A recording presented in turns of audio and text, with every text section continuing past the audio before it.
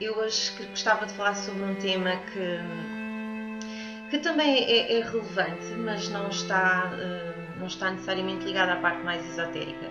Está ligada mais com a parte da psicologia, mas tem a ver com algo que afeta muitas pessoas e por vezes as pessoas nem sequer sabem que estão a ser afetadas dessa forma. Que tem a ver com um termo que nós utilizamos na psicologia, que é chamada somatização.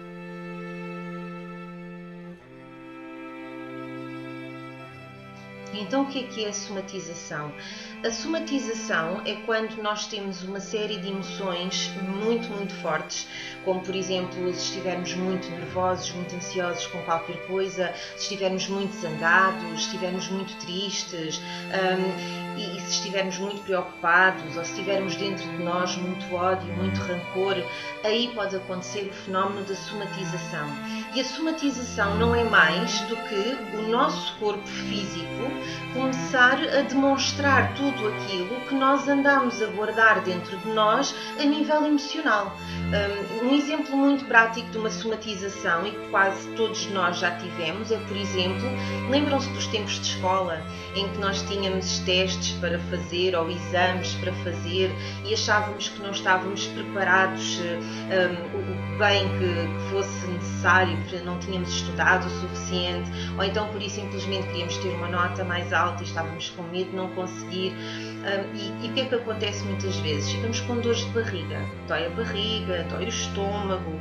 Algumas pessoas com os nervos e com a ansiedade vão um pouco mais longe e acabam mesmo por ir parar à casa de banho, com uma diarreia, por exemplo.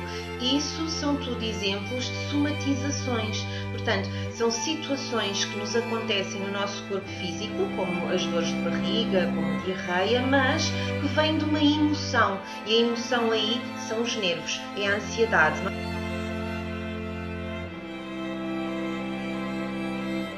Mas, portanto, quando eu estou aqui a falar de ansiedade, eu estou sempre a utilizar o que é mais conhecido como nervos.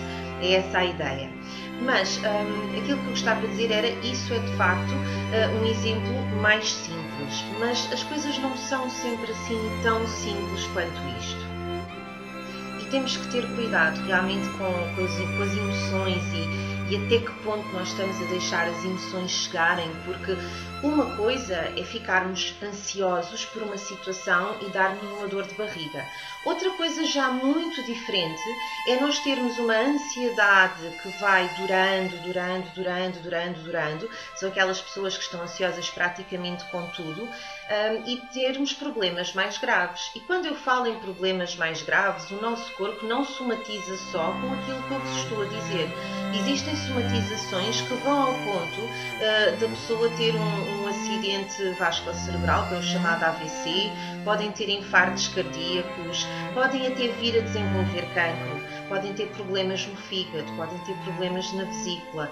E isto está tudo comprovado a nível científico, a nível médico. Existem imensos estudos sobre a somatização, ou seja, sobre o efeito que as emoções podem ter no nosso corpo a nível físico.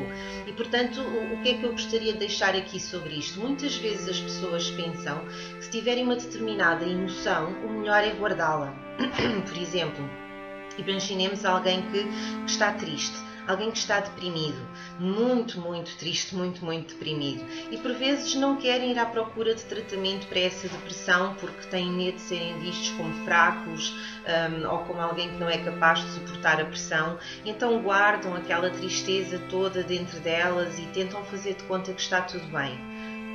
Isso não funciona assim. Portanto, se nós não tratamos as nossas emoções, se nós não controlamos as nossas emoções, o nosso corpo vai ter que arranjar uma maneira de exteriorizar essa emoção, que é para a pessoa entender que precisa de ajuda. E a maneira que o corpo encontra para fazer isso é provocando uma doença ou provocando uma dor num sítio específico. Eu não estou a dizer isto enquanto a taróloga do poder do cosmos, eu estou a dizer isto enquanto psicóloga clínica, que é isso que eu sou de base, que eu sou de formação. E isto é um problema muito mais real do que aquilo que as pessoas têm noção.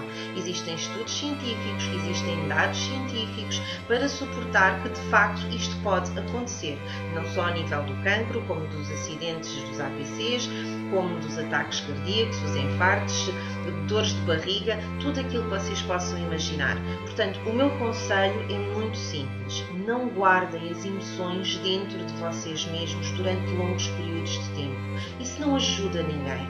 Pode parecer que na altura até é a melhor solução, porque assim se calhar chateiam-se menos ou pensam que incomodam menos os outros, mas pensem na carga emocional e na carga que isso pode ter em vocês mesmos. Se estão tristes com alguma coisa, deixem a tristeza vir cá para fora. Se querem combater a tristeza, então façam qualquer coisa para que não estejam a sofrer por dentro sozinhos. Procurem psicoterapia se for necessário. Procurem outro tipo de terapias se for melhor para vocês. O que não falta para isso são pessoas que fazem acupuntura, tratamentos holísticos, psicólogos, médicos mesmo de clínica geral ou psiquiatras que podem ajudar também em situações um bocadinho mais complicadas, mais graves. Ou então, por simplesmente, façam meditação, façam relaxamento. Se estão a sentir ódio, se estão a sentir raiva de alguém, tentem usar o perdão. Tentem usar o perdão para vocês mesmos. Porque quando vocês sentem ódio para alguém, quem vai ficar mal não é a pessoa que vocês odeiam. Quem vai ficar mal são vocês próprios. Nós próprios, neste caso. Se eu sentir ódio de alguém, isso não vai fazer mal à pessoa. Pura e simplesmente eu odeio a pessoa e acabou, mas vai-me fazer mal a mim, porque eu vou ter uma emoção muito forte dentro de mim, que provavelmente não vou poder extravasar, não é? Porque quantos de nós é que podemos verdadeiramente dizer a alguém que odiamos essa pessoa, mas eu não vou estar a extravasar essa emoção, esse ódio vai ficar aqui guardado, e eu vou ter que sentir isso de alguma forma. E, portanto, pode demorar um dia, pode demorar um mês, um ano, o tempo que for necessário, mas essa emoção vai ter que sair. E, regra geral, por exemplo, o ódio reprimido, por alguma razão, está muito relacionado com o fígado, por exemplo. Portanto, problemas de fígado, problemas de vesícula, geralmente têm a ver com ódio, têm a ver com raiva, têm a ver com essas emoções que foram suprimidas. Portanto, qualquer emoção que vocês tenham em excesso, por favor, não encarem de ânimo leve, não pensem que não é nada, porque nós não sabemos no que é que pode vir a dar.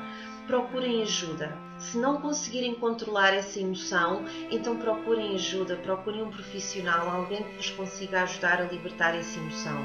Falar ajuda mais do que aquilo que a maior parte das pessoas imagina. O simples falar com alguém, podermos colocar cá para fora aquilo que sentimos cá dentro, é meio caminho andado para evitarmos este tipo de situação e não deixarmos que a somatização se torne mais grave do que aquilo que tem que ser.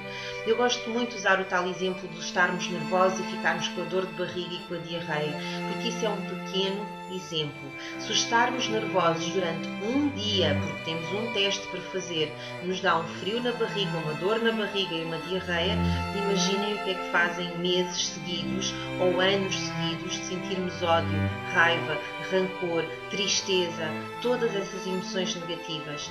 Elas vão ter de sair de alguma forma. E hoje era só isso que eu queria aqui deixar, a questão da somatização, porque as pessoas por vezes pensam que é melhor não dizer nada, guardarem os sentimentos dentro delas, porque não querem incomodar os outros. Vocês não incomodam ninguém. Se alguém se sentir incomodado com aquilo que têm para dizer, então o problema é mesmo dessa pessoa, não é vosso. Eu não estou a dizer que vão aí para fora ofender as pessoas e ficarem agressivos e gritar e etc. Aquilo que eu estou a dizer é as emoções não podem ficar cá dentro. As emoções têm que sair. Conversem com o vosso melhor amigo. Conversem com algum terapeuta. Façam alguma coisa, mas não deixem as emoções consumirem e destruírem-vos a vossa vida. Não há nada mais importante do que a nossa própria vida e o estarmos bem connosco. Mesmo que as pessoas que digam, mas a vida dos nossos filhos é mais importante do que a nossa. É assim, se nós não estivermos bem, como é que nós podemos tomar conta dos nossos filhos e como é que nós podemos dar uma vida feliz aos nossos filhos? Portanto, nós temos que olhar para nós para depois podermos cuidar dos outros. E eu também sou mãe e sei aquilo que estou a dizer. Temos que olhar para nós e depois poder cuidar das outras pessoas que necessitam de nós, sejam filhos, sejam amigos, sejam familiares, seja quem for. Mas primeiro temos que estar a 100%. Por hoje é tudo. Se tiverem mais alguma sugestão sobre algum tema dentro da psicologia, por exemplo, que gostassem que eu falasse, é só dizer, estejam à vontade para partilhar. Obrigada e até à próxima.